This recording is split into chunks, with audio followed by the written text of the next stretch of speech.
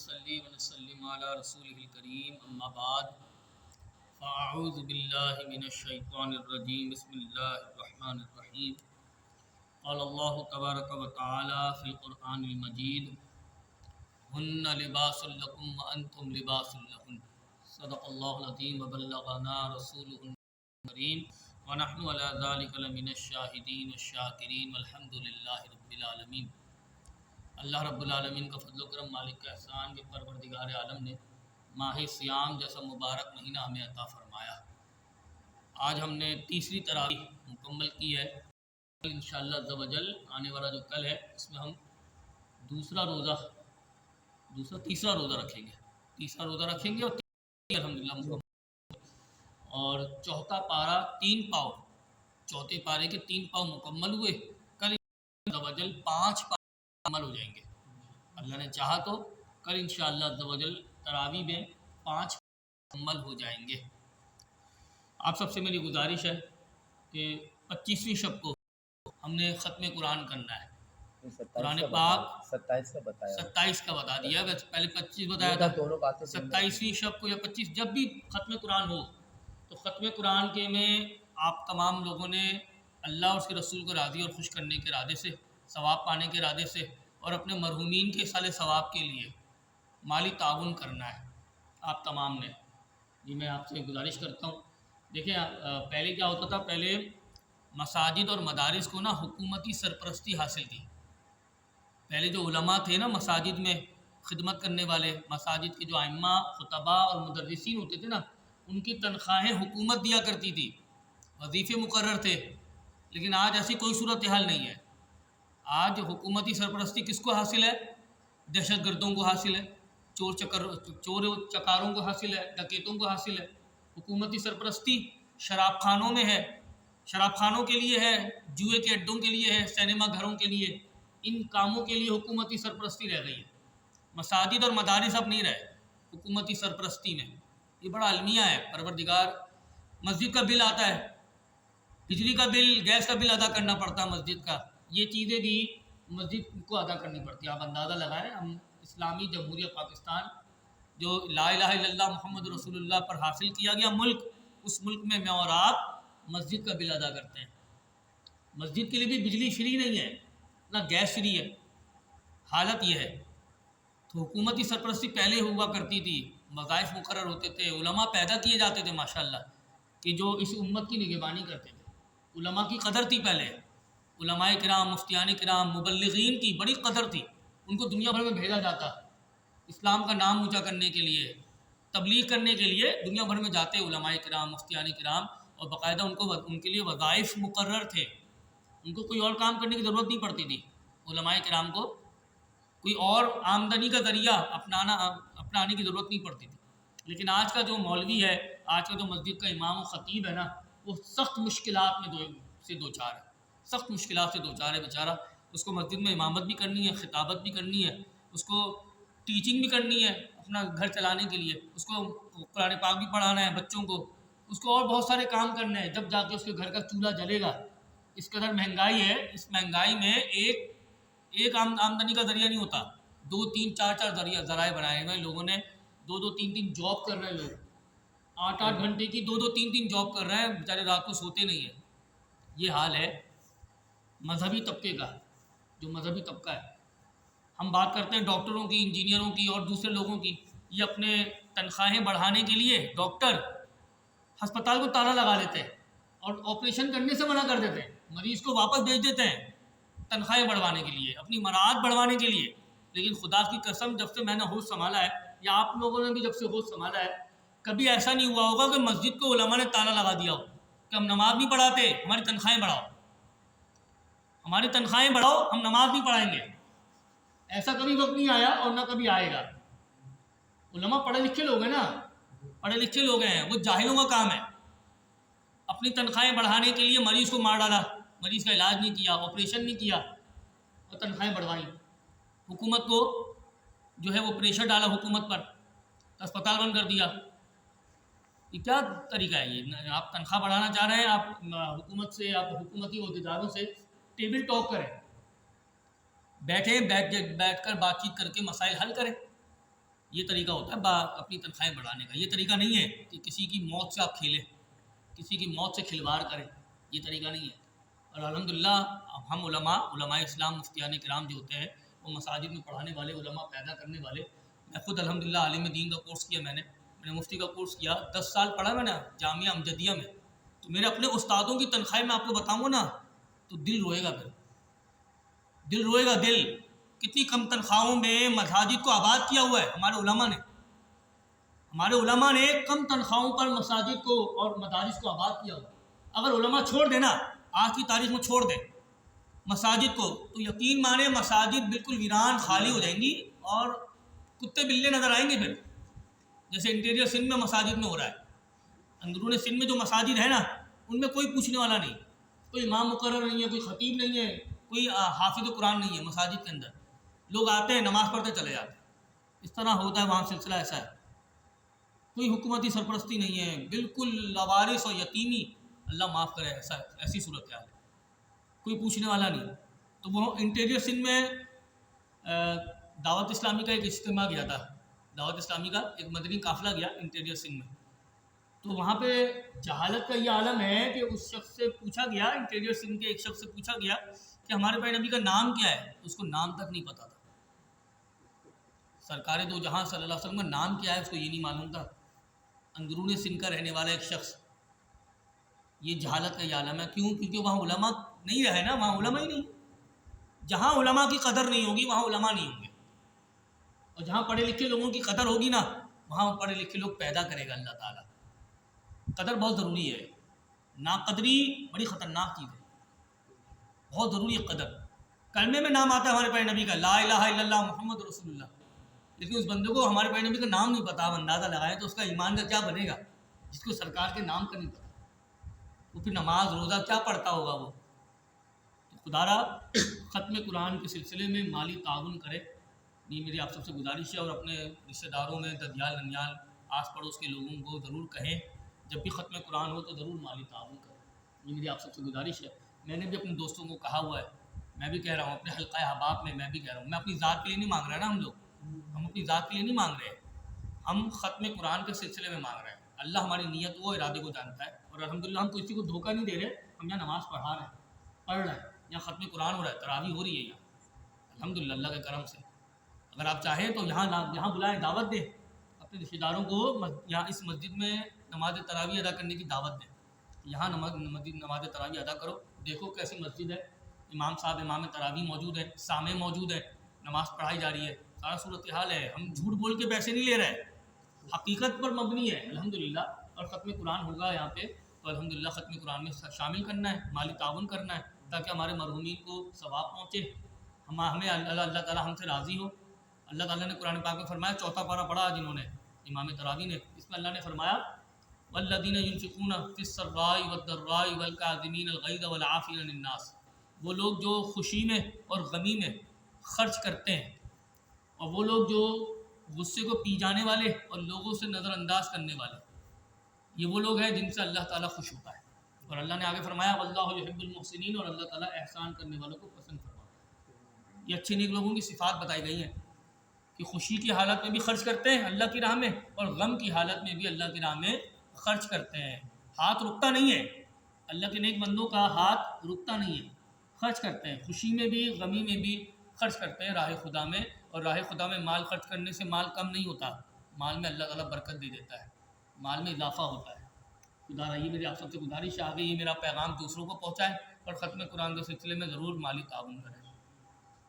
اب ہم نے قرآن کی آیت پیش کی، ہن لباس لکم وانتم لباس لہن. اللہ نے قرآن پاک میں فرمایا شوہر بیوی کا لباس ہے اور بیوی شوہر کا لباس ہے. آج آپ کو پتہ ہے آج تیسری شب لگ گئی نا، آج تیسری تراویح پڑھی ہم نے. کل جو ہے وہ خاتون جنت شہزادی کونین حضرت سیدہ فاطمہ الزہرا رضی اللہ تعالیٰ عنہ کا یوم وصال ہے، 3 رمضان. انہی کی شخصیت پر بات کرنے کے لیے الحمدللہ میں نے منتخب کیا کہ میں اس موضوع پر بات کروں.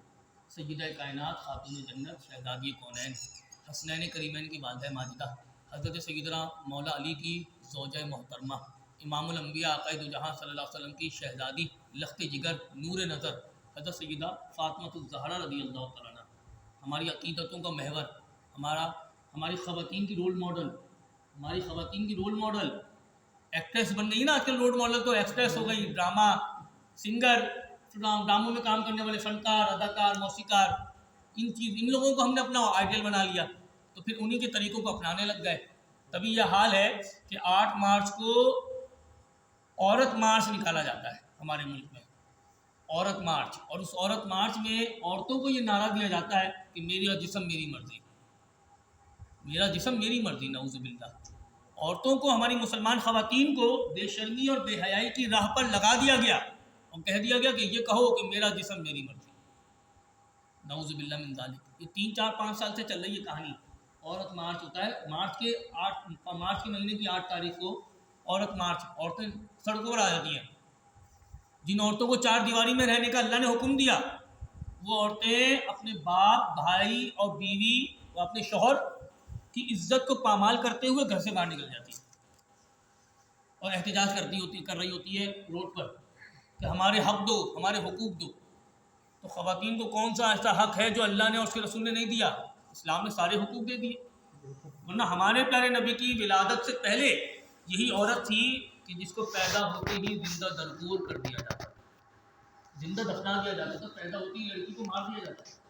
قربان جائے ہمارے پیارے نبی نے کیا خصوصیت دی، کیا مقام دیا عورت کو.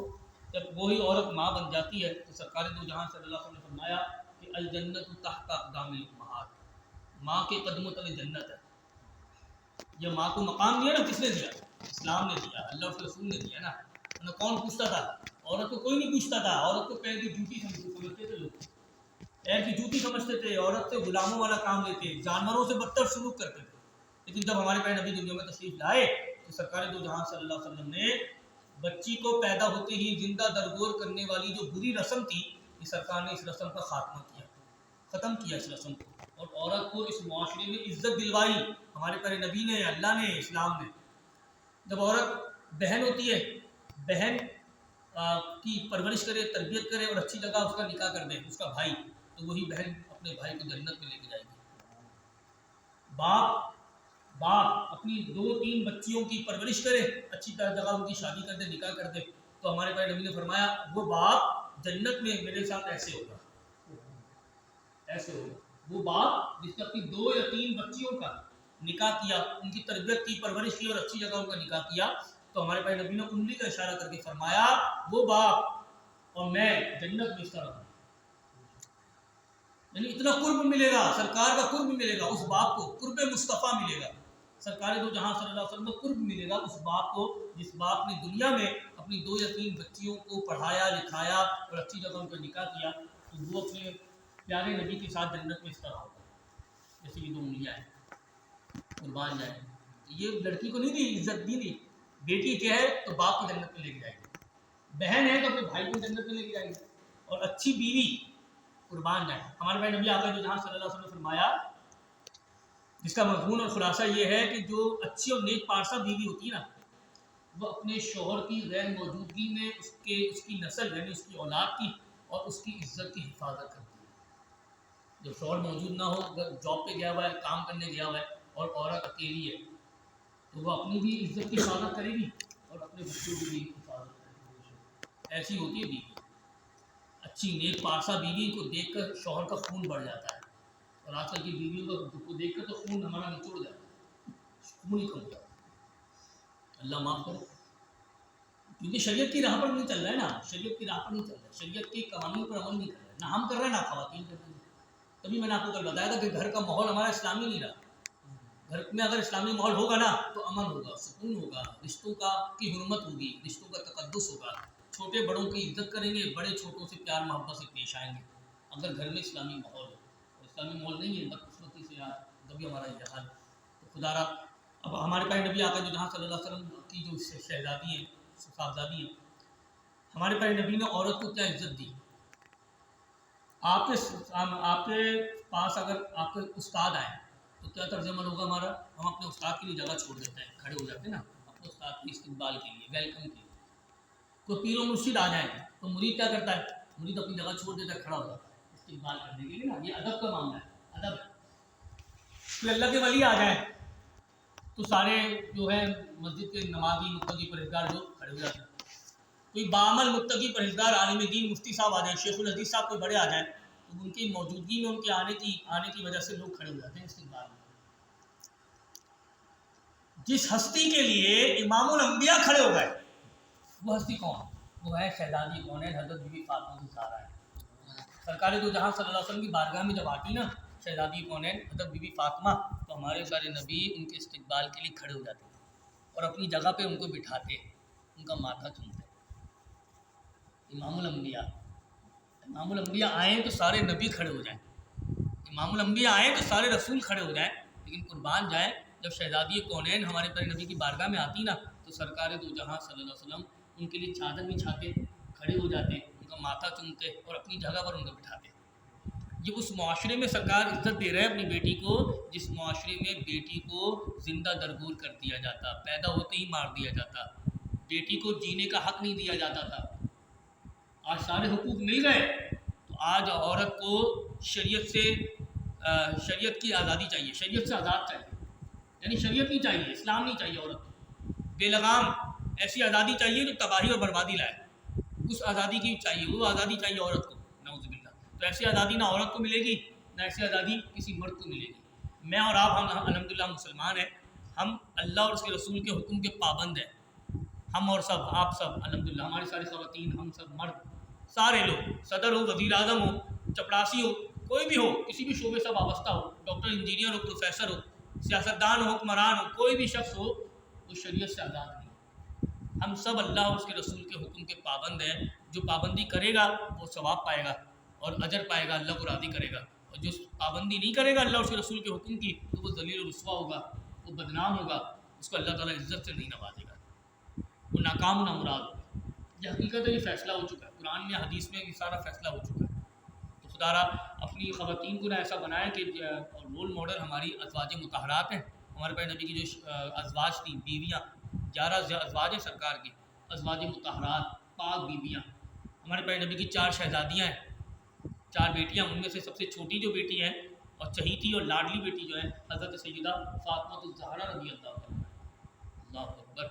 ان کے 3 بیٹے تھے، امام حسن، امام حسین اور امام محسن.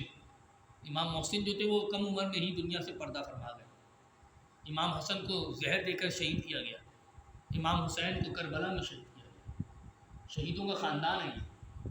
دین اسلام کی بقا کے لیے اس خاندان نے اپنے خون کو سینچا ہے، اسلام کے باغ کو پھلتا پھولتا رکھنے کے لیے اپنے خون کی، اپنی نسل کی، اپنے آل اولاد کی قربانی دی اس خاندان.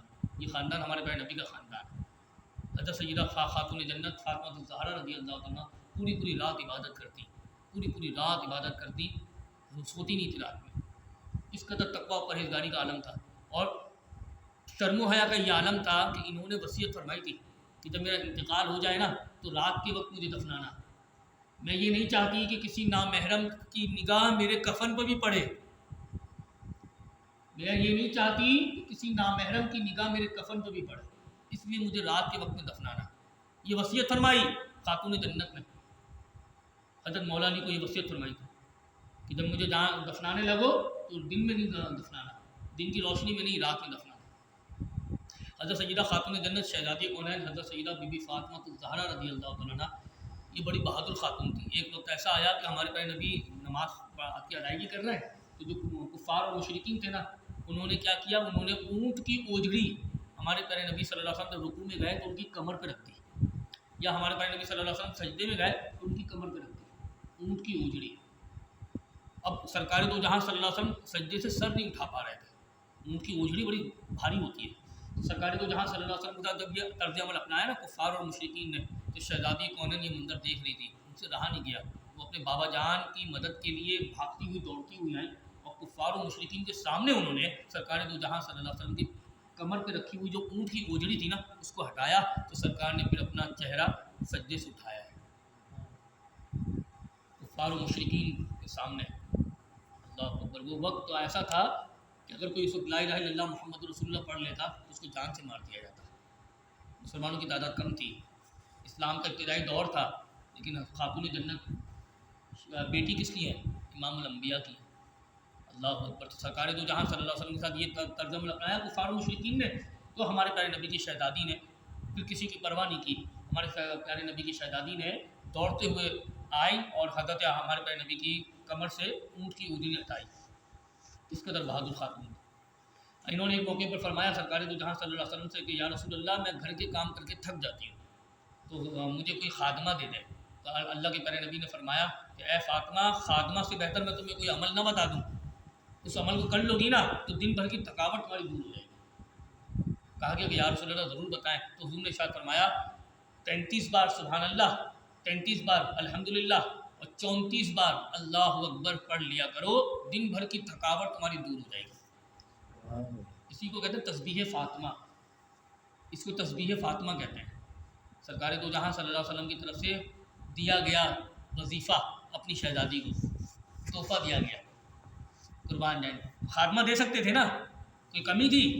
کسی قسم کی کوئی کمی نہیں تھی، خادمہ دے سکتے تھے، لیکن ایک مثال قائم کرنی تھی رہتی دنیا تک کے لوگوں کے لیے کہ امام الانبیاء ہیں اور وہ شہزادی کونین ہیں، عورتوں کی سردار، جنتی عورتوں کی سردار ہے، خادمہ دی جا سکتی تھی، لیکن کیا رول ماڈل بنایا اپنے پیارے نبی نے ہمارے اپنی شہزادی کو کہ بیٹا خادمہ کی ضرورت نہیں ہے، تم یہ عمل کر لیا کرو ہر نماز کے بعد، تو تمہاری تھکاوٹ، دن بھر کی جو تھکاوٹ ہے وہ دور ہو جائے گی۔ قربان جائے، آج ہر کوئی خادمہ تلاش کرنے میں لگا ہوا، گھر کے کام ہوتے نہیں گھر کی خواتین سے، اور وہ جو شہزادی کونین ہیں ان کو اللہ کے پیارے نبی نے خادمہ نہیں دی، ان کو وظیفہ دیا، تو یہ پڑھ لیا کرو، دن بھر کی تھکاوٹ دور ہو جائے۔ اللہ تعالیٰ ان کے صدقے ہماری ماؤں بہنوں بیٹیوں کو تقوی کی دولت سے مالا مال کرے، شرم و حیا کا پردہ مل جائے ہماری خواتین کو، بچیوں کو۔ آج کل ایسا ماحول ہے کہ اپنی بچیوں کو لباس بہت اچھا پہنائیں، سمجھ رہے ہیں، لباس آپ ایسا پہنائیں کہ ہاتھ پیر ان کے پورے ڈھک جائیں بچیوں کے۔ اس قدر خونخوار درندے باہر گھوم رہے ہیں، خونخوار درندے کہ ان درندوں کو دیکھ کر جانور شرما جاتا ہے کہ جانور تو ہم ہیں، یہ کیا کر رہا ہے؟ تو وہ جو خونخوار درندے ہیں انسانی لبادے میں، خونخوار درندے، ان درندوں کی نیت خراب ہو جاتی ہے بچی کو دیکھ کے، 3-4 سال کی بچی کو دیکھ کے نیت خراب ہو جاتی ہے اس خونخوار درندے کی۔ اور آج کل بچیوں کو ایسا لباس پہنایا جاتا ہے، ہاتھ پورے ننگے ہوتے ہیں، پیر ننگے ہوتے ہیں، ایسا لباس پہنا کر بچیوں کو ادھر ادھر لا کے پیچھے لایا جاتا ہے، رشتہ داروں میں گھمایا پھرایا جاتا ہے، گلی کوچوں میں پھر رہی ہوتی بچیاں۔ اب ان بچیوں کو دیکھ کے کسی کی نیت خراب ہو جائے، اور پھر جس کی نیت خراب ہوئی اس کو تو برا کہا جا رہا ہے، یقیناً کہا جائے، لیکن جس نے اس بچی کو لباس ایسا پہنایا اس کو برا کوئی نہیں کہتا، اس کو کوئی برا نہیں کہہ رہا کہ اس بچی کو لباس ایسا پہنایا جاتا ہے۔ بچی بالغ ہو جاتی ہے، پتہ ہے آپ کو 9 سے 12 سال کی عمر میں، بچی کے بالغ ہونے کی عمر ہے 9 سے 12۔ اب جب بچی 7-8 سال کی ہو جائے تو خدا را اس کی حفاظت کریں، اس کو سمجھائیں سکھائیں، اس کو وضو غسل کے مسائل سمجھائیں سکھائیں، پردے کے معاملات سمجھائیں۔ 9 سال کی بچی ہو جائے گی، ہو سکتا ہے اس کو بالغ ہو جائے، بالغ ہونے کی عمر ہے، پھر پردہ فرض ہو جائے گا بچی پر، پردہ کرنا فرض ہو جائے گا۔ تو جو کزن ہوتے ہیں نا، چچا ماموں خالو پھپھا کے جو بچے ہیں، جو کزن ہوتے ہیں، ہمارے خاندانوں میں، رشتہ داروں میں، محلے میں آج کل یہ چل رہا ہے کہ ہاتھ ملایا جاتا ہے کزن کے ساتھ، ماموں زاد، چچا زاد، خالو زاد، ان کے ساتھ ہاتھ ملاتے ہیں۔ ہاتھ ملانا جائز نہیں ہے، نامحرم کے ساتھ مصافحہ کرنا، کسی عورت کا مرد کے ساتھ مصافحہ کرنا جائز نہیں ہے۔ یہ کیا ہو رہا ہے ہمارے معاشرے میں؟ یہی ہو رہا ہے جس کی وجہ سے اللہ معاف کرے، نہ آپ کا گھر محفوظ ہے، نہ میرا گھر محفوظ ہے، کسی کا گھر محفوظ نہیں رہا۔ اس قدر غیر اسلامی رسومات ہمارے گھر میں آ چکی ہیں کہ گھر کا گھر برباد ہو گیا ہے، اور اس میں جو رہی صحیح کسر تھی نا، وہ موبائل نے پوری کر دی۔ موبائل نے، laptop, mobile, computer, internet, Facebook, YouTube, ان چیزوں نے برباد کر کے رکھ دیا۔ تو خدا را اپنے بچیوں کی حفاظت کرے، خونخوار درندوں سے بچائیں۔ اس کے لیے ضروری ہے کہ بچی کو 4 دیواری کے اندر رکھیں۔ بچی اگر اسکول جا رہی ہے، ٹیوشن جا رہی ہے، مدرسے جا رہی ہے، تو اس پر کڑی نگاہ رکھیں، بچی پر کڑی نگاہ رکھیں، اور بچی سے پوچھا جائے کہ اسکول میں کیا سیکھا بیٹا، بچی سے پوچھا جائے کیا سکھایا اسکول میں، کیا سکھایا، کیا پڑھا آپ نے، اس سے پوچھا جائے بچی کو، کہ ایسا نہ ہو کہ بچی اسکول تو جا رہی ہے، بجائے وہاں سے ادب سیکھنے کے وہاں پر ایمان چھوڑ کر آ جائے، کوئی ایسی غلط بات نہ سکھا دی جائے بچی کو جس سے بچی کی نظریات خراب ہو جائیں، عقیدے خراب ہو جائیں۔ تو یہ ضرور پوچھا جائے بچی سے، معلوم کیا جائے کہ مدرسے میں کیا سکھایا گیا، اور مدرسے میں اگر آپ بھیج رہے ہیں تو کسی عالمہ سے یا قاریہ سے پڑھوائیں اپنی بچی کو، کسی میل استاد سے نہ پڑھوائیں. اور اسی طرح اگر اسکول ایسا مل جائے کہ جہاں پر خواتین ہوں، ٹیچرس فیمیل ٹیچر ہوں، تو انہی کے ذریعے اپنی بچی کو پڑھوائیں، کسی میل ٹیچر سے نہ پڑھوائیں. اسی میں عافیت ہے، اسی میں عافیت ہے، اسی میں امن و سلامتی ہے. اللہ پاک اپنے پیارے حبیب کے صدقے اور حضور سیدہ خاتون جنت شہزادی کونین حضرت فاطمہ الزہرا رضی اللہ تعالیٰ عنہ کے صدقے پروردگار ہماری ماؤں بہنوں بیٹیوں کو شرم و حیا کی چادر نصیب فرمائے. آمین. اور ان کے صدقے اللہ ہمارے بلا حساب و کتاب جنت میں داخلہ نصیب فرمائے. آمین بجاہ نبی صلی اللہ علیہ وسلم.